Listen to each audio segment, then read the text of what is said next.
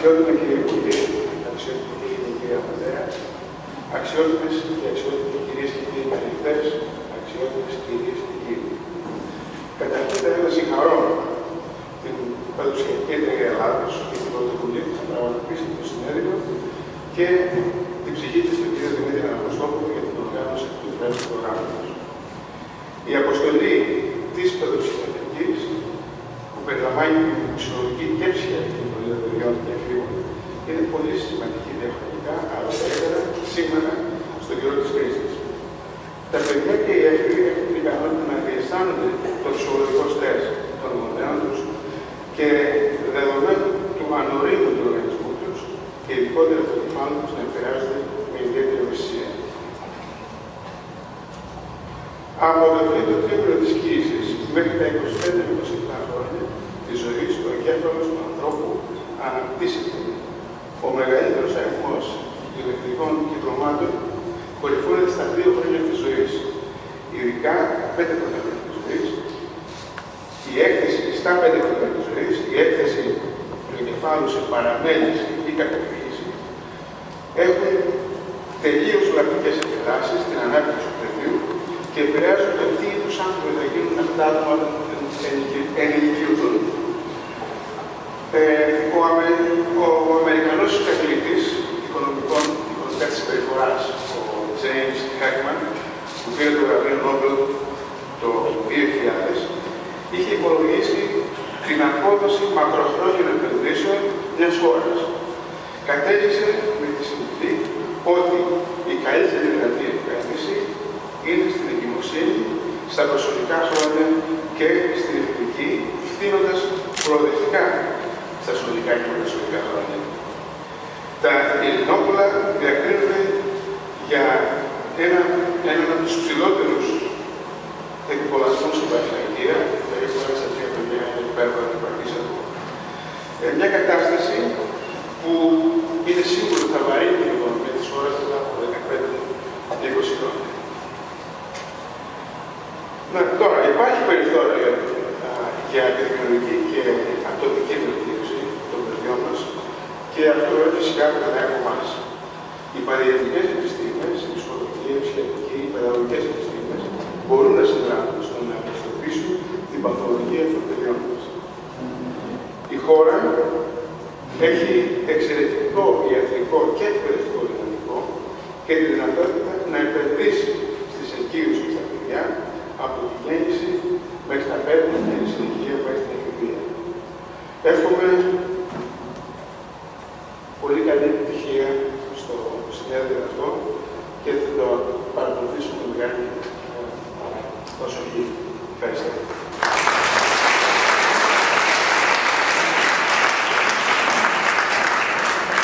Εναρκτήρια ομιλία από τον Διευθυντή του Τομέα Παιδοψυχιατρικής και Ειδικής Αγωγής της Ιατρικής Σχολής του Πανεπιστημίου της Γενέβης και Πρόεδρο της Ευρωπαϊκής Εταιρείας Παιδικής και Εφηβικής Ψυχιατρικής, καθηγητή παιδοψυχιατρικής Στέφαν Ελιέζ.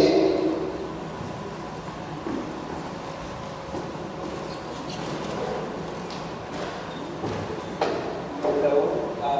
It's really a great pleasure and honor for me to speak here in Greece, and I'm extremely thankful for the Hellenic Society to have invited us, the board of ESCA, to share this moment with you.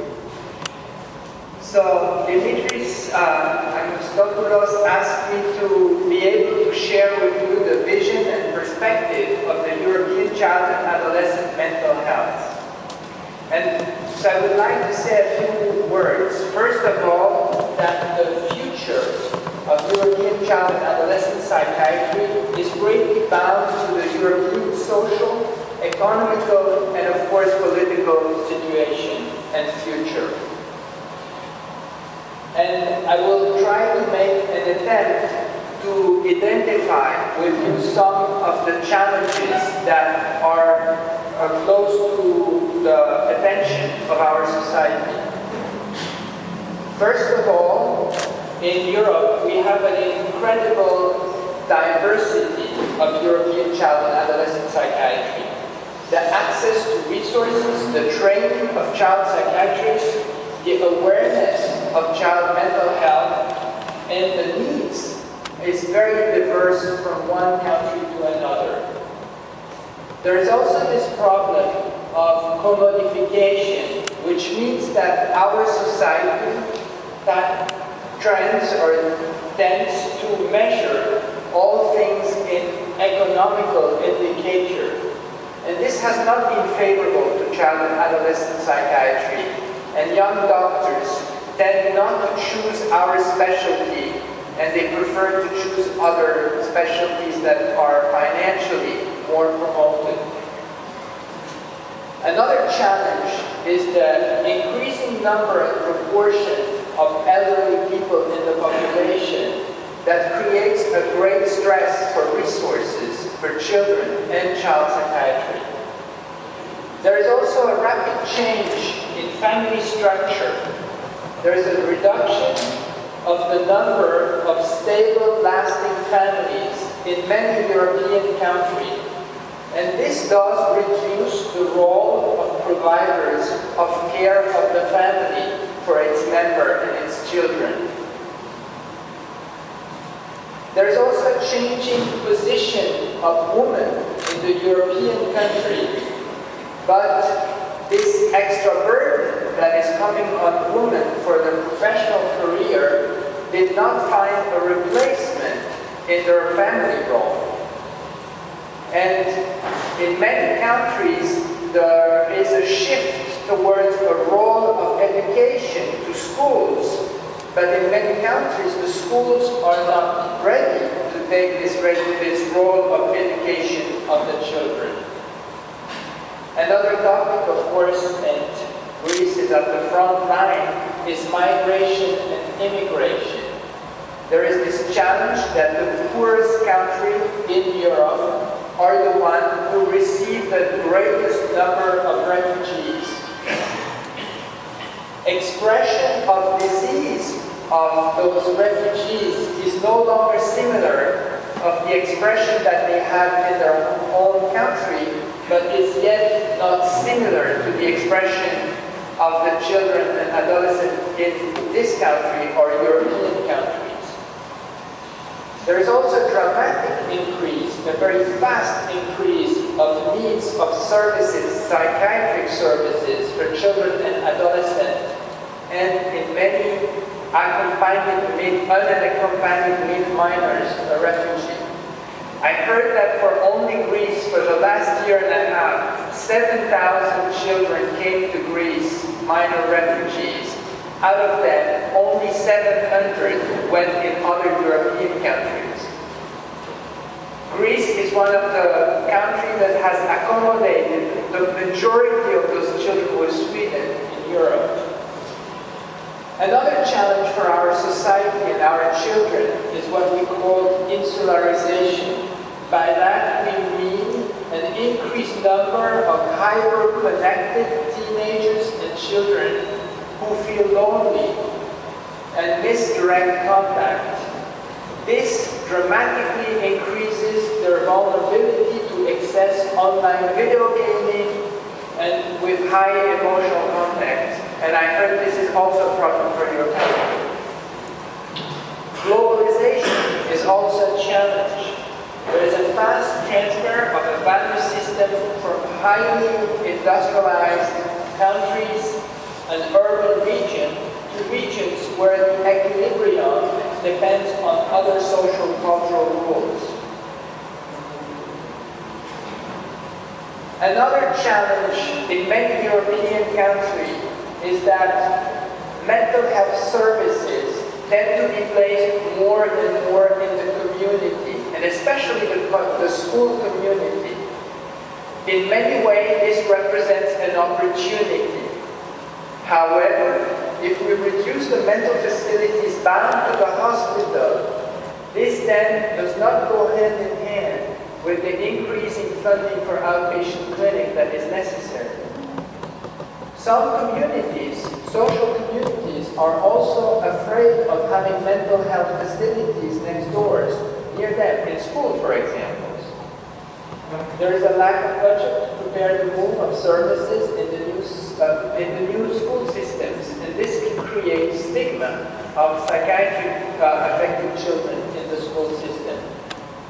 It might also reduce the attractiveness for the young doctors to move into a system that is too close to the school system. There is a risk of isolation and a risk of loss of medical identity in child and adolescent psychiatry. Let me maybe tell you a few words of the European Society of Child and Adolescent Psychiatry and what we try to do. This is an old society founded in 1958. And this is our board, the current board. They are almost all present in this room today with you. And our goal is multiple. First, we want to promote mental health for children and adolescents in Europe to increase the quality of life of the children and the family, to ensure that children's right for healthy development and well-being is preserved. Our goal is to foster the European knowledge and skills in child psychiatry, to facilitate and extend the bonds between all European countries, and to spread results of research and knowledge throughout Europe. I will try to show you a few examples of what we do to foster the European knowledge in child psychiatry, show you our vision, and illustrate a project that was led by Greece and other European countries on the young refugees. We do have a congress, and this congress has a goal that is spreading knowledge in the field of child psychiatry, and we gather 12 to 1,500 child psychiatrists each year. And our goal is to create a sense of community of clinicians and professionals. We also do have a European journal, and this journal is very important to European Society of Child and Adolescent Psychiatry, because we want, of course, to spread the knowledge, we want to communicate, but we want to increase European visibility and research over American or other continent vision of child psychiatry. We want to be able to have European research published in high standard and high quality visibility. The PCAP journal also believes in the historical roots of Europe, in a European conceptualization of our specialty, on the focus of relation and psychotherapy in the treatment of children and adolescents, and the importance of children's rights in societal issues. A European society and a journal benefit of the European unity and diversity. We can see how similar problems are approached in different ways in the different European countries. And we can see that different approaches can bring different results. And we can also observe the awareness of cultural influences on the development of children and adolescents. The website of our society has now become the largest European gathering of professionals in the field of child and adolescent psychiatry. Every month, more than 7,000 professionals go on this website. And this allows us to share the typical news on European association or European challenge. We could, for example, on our website, reflect some of the very specific crises and difficulties Greece went through with the young refugee crisis. It is also an opportunity for young residents from all over Europe, including Greece, to find appointments in research or clinical training abroad so that they ameliorate their training. We have also created a research academy, and Greece is part of this academy to create a community of young junior researchers from all the European countries so that they can build their skills and favor contact with European senior investigators, and that they can develop their skills and links to other countries.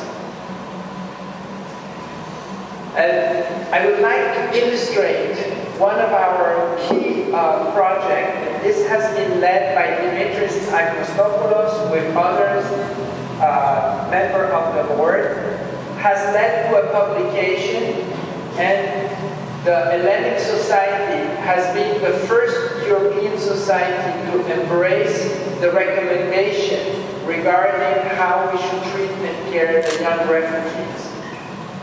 This has led to guidance on mental health care for these young children, how to promote their mental health adaptation, how to support them during an acute stress reaction, how to identify the young refugees that have emerging needs, psychiatric needs, what type of specialist treatment is necessary for them. In conclusion, I would say that European diversity is a source of great strength in child and adolescent psychiatry, but also a major challenge. Creating a European community of child and adolescent psychiatry practitioners gives us access to information, training, recommendation, guidelines, which is one of the major goals of ESCAP, but it's also one of the major goals of the Hellenic Society. A former French president said about Greece that Plato is not playing in second division. Today, Greece is playing in the very first division of European child adolescent psychiatry. As you know, the next president of our society will be Dimitris Agostopoulos. He's a Greek guy, and it's a great proudness and honor that our society will be directed by Greece. Thank you for your attention.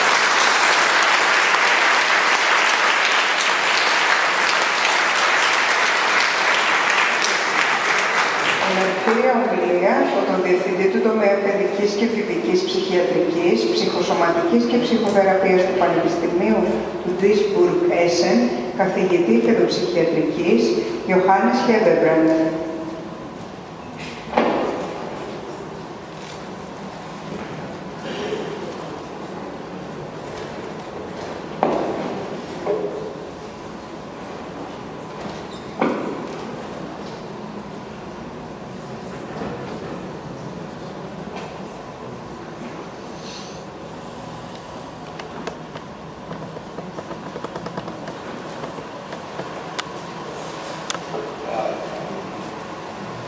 Distinguished ministers, distinguished professors, dear ESCAP board members, dear Stefan, and in particular, dear Dimitri. It's an honor to be here, and I have taken up the task of bringing a complex subject into this meeting here. Dimitri asked me to cover the ongoing elucidation of genetic factors in mental disorders. What have we learned? As you all know, children and adolescents are subjected to several environmental factors. We just heard about the refugee crisis and the problems related to this, and we know that these environmental factors have profound implications on the lives of these children and adolescents and their whole adulthood. The important thing is that some subjects are more vulnerable than others, and this is where the genetic factors come in. It is my great pleasure to, as talking as a geneticist, it's my great pleasure to bring in two family members. My wife is sitting in the audience. Thank you very much for coming along. And the other person I want to introduce is our dog. His name is Snoopy. And why do I introduce a dog here? Because dogs very clearly indicate that genetic factors are very important. This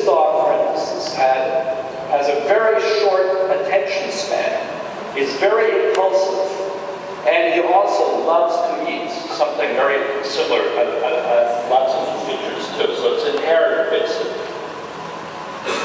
But this shows you why this is so important, because if you look at the different types of dogs, different dog species, you realize that all of this is due to genetic variation. And you see that already in the Greek Empire, you had dogs that were watchdogs, lapdogs, herding dogs. And this clearly illustrates the importance of genetic factors. Now, how do we conclude that there are genetic factors involved in human traits?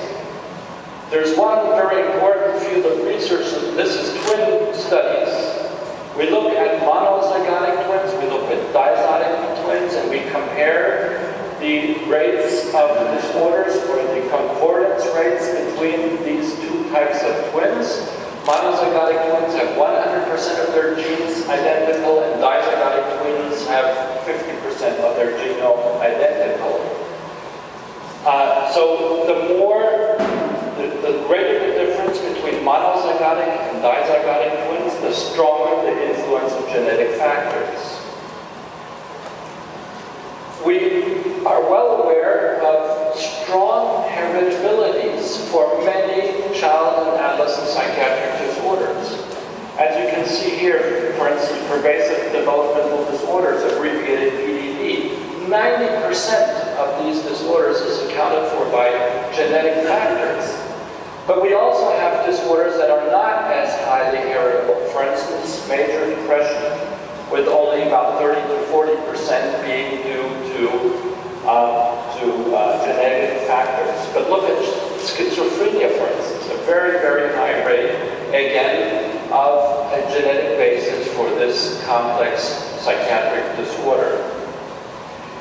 What I will be showing is that we have made, in the last 3 years, and this is a virtual explosion of knowledge, we are beginning to uncover the genes, the genetic mechanisms underlying these complex phenotypes, these complex disorders. I will start off by looking at body mass index, that is body weight, so your weight in kilograms is what we're looking at.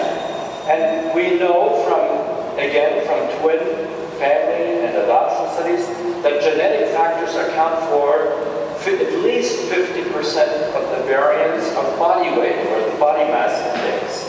You can see these twins, monozygotic twins, and you realize that they sit and have a very similar posture, that if we could have them walk in front of us, they would have a very similar way, similar gait, and if we could listen to them, we would also realize that they actually speak, that their tone of speech is quite similar. So I will be coming to the first major breakthrough related to obesity, and this is a so-called monogenic form of obesity. So there's one single gene that does not function properly, and you have a mutation in this gene. And this mutation in a gene called the leptin gene gives rise to this extremely obese phenotype. These are individuals who are, as adults, weigh 200 kilograms or more. And it was shown that the mutation causes loss of a hormone. This is the hormone leptin, and you can actually apply the hormone, and then these individuals become normal weight again. So it's a very clear-cut evidence that this is a monogenic disorder that you can actually treat after you detected the mutation and you know what went wrong in the organism. It is very important to realize that such monogenic forms of obesity are extremely rare. They have nothing to do with regular obesity that you might see in your children and adolescents. For that, you need another technology which has really picked up over the past 10 years, and this is called genome-wide association studies, where you analyze the genome of a whole person, and not only a whole person, you compare a group affected, for instance, patients with obesity versus patients, rodents who are normal weight, and then you can complex trait of obesity. And as you can see, this was back in 2009. For many complex disorders, not only psychiatric disorders, but also somatic disorders, neurological disorders, immunological disorders, cardiovascular disorders, cancers.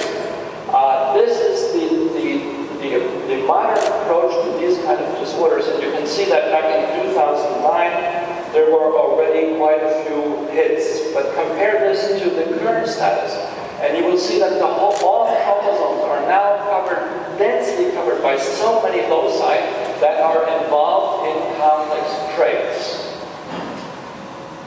This is one of the most recent scans for obesity, and within this genome-wide association study, actually over 90 variants were detected that predispose to obesity, that have an effect on body weight, not only obesity, but on the other side also on underweight.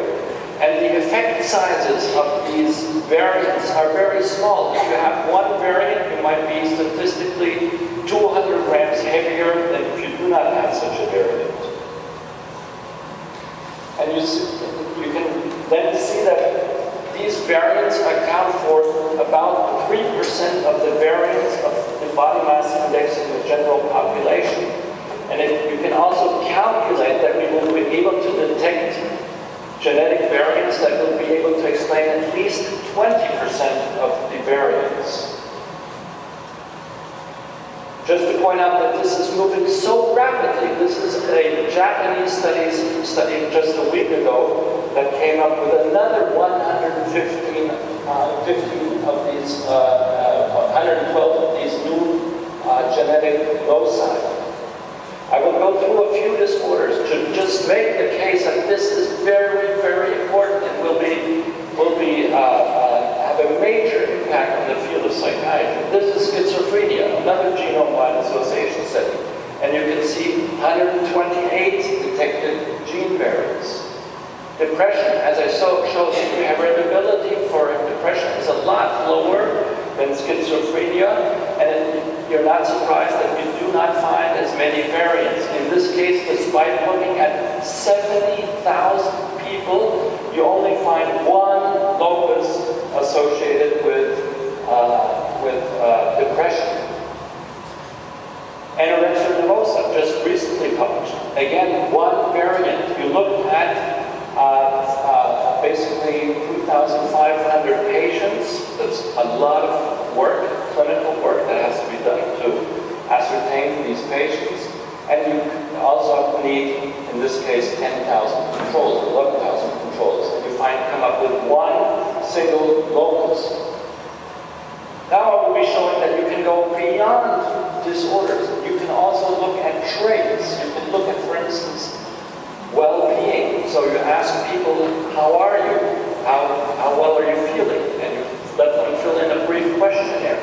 And you can see that depending on how well or not well you feel, this also has a genetic basis. You can do this with depressive symptoms. You can do this with neuroticism. And in every one of these phenotypes, dimensional phenotypes, you come up with genetic variants that are important for these traits. Again, every single locus has just a very small contribution. Personality traits, the big five. Here again we have 6 loci currently that are important for personality traits. Look at this, educational attainment, the number of years that you went to school. Very simple question. How many years did you go to school? How many years did you go to school? You ask that 300,000 people, you get a large variation, and then you run one of these genome-wide association studies, and you come up with 74 loci that explain, genetic loci that explain the number, that explain variants related to